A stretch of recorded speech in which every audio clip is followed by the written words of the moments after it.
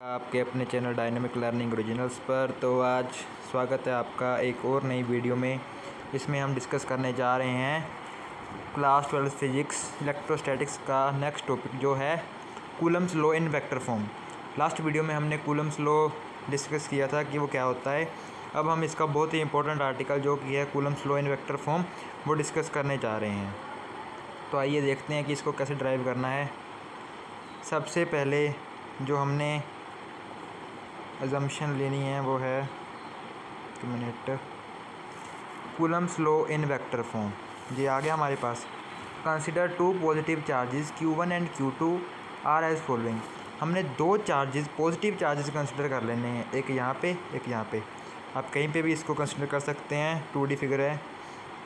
अब जैसा कि आपको पता है फोर्स वेक्टर क्वांटिटी होती है, तो जो चार्ज Q2 Q1 पे फोर्स लगाएगा वो कौन सी फोर्स होगी? चार्ज Q2 Q1 पे फोर्स लगाएगा, 2 ने 1 पे लगानी है। अगर 1 2 पे लगाएगा ये हो जाएगी force on 1 due to 2 F12 होगी यहाँ पे F12 force on charge Q1 due to charge Q2। Similarly इस साइड को जो हो जाएगी हमारी वो हो जाएगी F21 force on charge Q2 due to charge F1। I hope आपको समझ आया होगा। ये थोड़ा सा ये इधरली साइड को हो जाएगी हमारी F12। तो मैं इसको साफ़ कर देता हूँ ताकि आपको कोई दिक्कत ना आए बाद में। तो अब हम देखते हैं कि आगे here we can see the force F12 which means force on charge Q1 due to charge Q2। ये आपको ऐसे एग्ज़ाम में लिखना है ताकि आपको फुल मार्क्स मिले। जैसा कि मैंने आपको बोल के बताया, जो F12 फोर्स है वो कौन सी फोर्स है? जो चार्ज Q1 पे लग रही है, लगा कौन रहा है? Charge Q2। और F21 जो फोर्स है वो चार्ज Q2 पे लग रही है और लगा कौन रहा है? Charge Q1।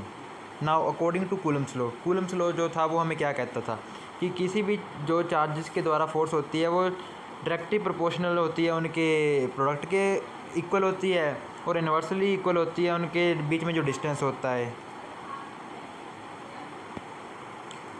तो आगे है हमारे पास, तो हमारे पास आगे यहाँ पे F is equal to K Q1 Q2 upon R square. इसको हम इक्वेशन नंबर 1 मान लेंगे। आगे हमारे पास है F12। अब F12 हमारे पास कौन सी फोर्स थी? जो चार्ज Q1 पे लग रही थी, लगा कौन रहा था? Q2। अब ये तो एक वेक्टर क्वांटिटी है तो इसके साथ हम यूनिट वेक्टर भी लगाएंगे। तो उसके लिए हम देखते हैं कैसे करना है। ये लिख लेंगे F12 K Q1 Q2 upon R square, साथ में इसका यूनिट वेक्टर।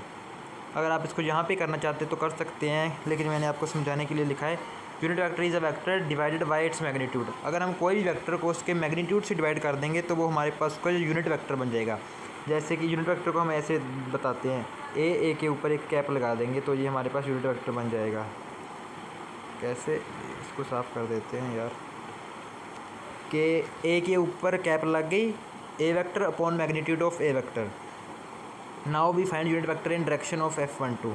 अब हम F12 का जो यूनिट वेक्टर फाइंड करेंगे। तो अब हमारे पास आ गया है F12। ये पहले तो हमारा वही कूलम के लॉ के according K Q1 Q2 upon R square हो गया। अब ध्यान से देखना, जो हमने आगे लिखा है ये टर्म बहुत ज़्यादा कन्फ्यूज़न करती है, लेकिन अब आप देखना, आप खुद समझ जाएंगे ये क्या है। अब डिस्प्लेसमेंट क्या होती है? Final position minus initial position.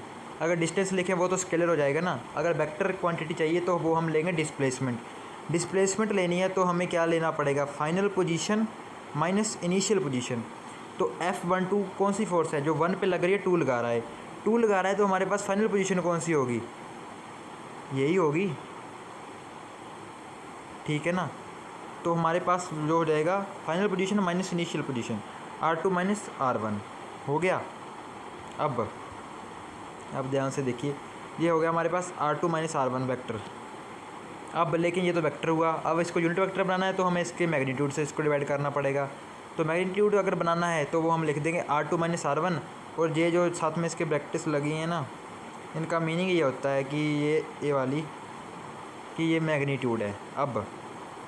लेकिन अब दूसरी बात, अगर R2 में से R1 को माइनस करेंगे तो आप यहाँ पे देख के बताइए क्या है।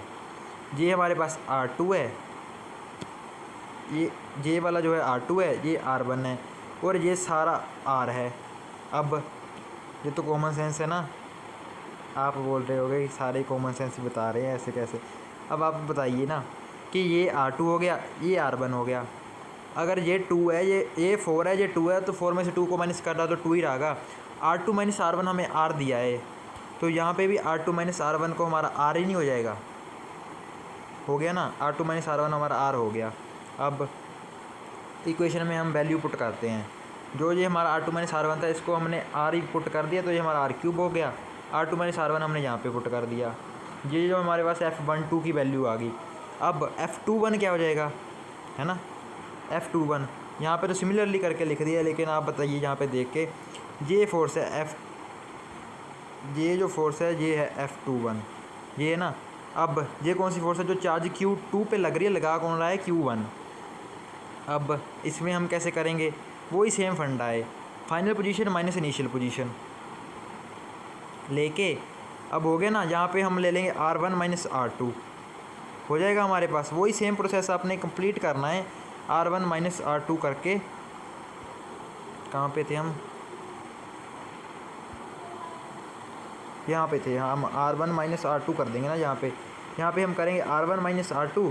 इसके साथ हम यहाँ पे इसका मैग्नीट्यूड भी डिवाइड कर दिया है, वो हमने डायरेक्टली R क्यूब कर दिया। यहाँ पे अपने एग्ज़ाम में ऐसे कर देना सिमिलरली, ऊपर वाला प्रोसेस समझ लिया तो नीचे वाला भी आप खुद कर सकते हैं। ये आप कोई भी फोर्स फाइंड कर सकते हैं, चाहे आप F12 करके F21 को सिमिलरली कर दीजिए, चाहे आप F21 को फाइंड करके F12 को सिमिलरली कर दीजिए, आपको कोई मार्क्स नहीं कटेगा अगर आप ऐसे पूरा लिखेंगे। तो अब हमारे पास नेक्स्ट आता है कि F21 जो है वो ये आ गया हमारे पास Q1 Q2 upon R cube into vector हमारे पास क्या लगा हुआ है, R1 माइनस R2। अब हम नेगेटिव साइन कॉमन ले लेंगे, तो ये हमारे पास R1 माइनस R2 क्या बन जाएगा, R2 माइनस R1। यहाँ पे देख सकते हैं कि आप माइनस साइन कॉमन लिया हुआ है। अब ये जो हमारे पास कंप्लीट वैल्यू है, एक मिनट, ये वाली Q1 Q2 R क्यूब वाली ये जो वैल्यू है, ये अब आप ध्यान से देखना कि कहाँ पे लिखी हुई है। ये यहाँ पे लिखी हुई है, तो हम इसको यहाँ पे पुट कर दें। ये किसके इक्वल है, यहाँ पे देखिए F12 के इक्वल है। तो हमने क्या करना है, इस सारी की जगह कहाँ पे क्या लिख देना है, F12 लिख देंगे हम यहाँ पे। ये लिख दिया, लेकिन माइनस साइन जो है हमारा माइनस आ गया यहाँ पे आप देख सकते हैं कि जो हमारे पास F21 है वो न्यूमेरिकली किसके इक्वल आ गया, F12 के, लेकिन साइन जो है अपोजिट है, which is Coulomb's law in vector form. जैसा कि कूलम लॉ ने बताया था कि अगर दो सेम चार्जेस होंगे तो वो एक दूसरे के ऊपर equal in magnitude force exert करेंगे, लेकिन जो उनकी डायरेक्शन होगी वो अपोजिट होगी। जैसा कि आपने यहाँ पे देखा भी था कि जो हमारा F12 था ये F21 है, F21, और ये जो है ये हमारा पास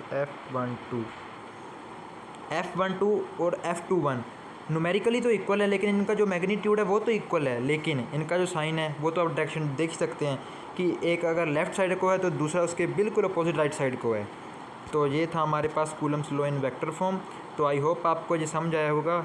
तो मिलते हैं ऐसी एक और नेक्स्ट वीडियो में, तब तक के लिए okay bye, thanks for watching the video, thank you very much.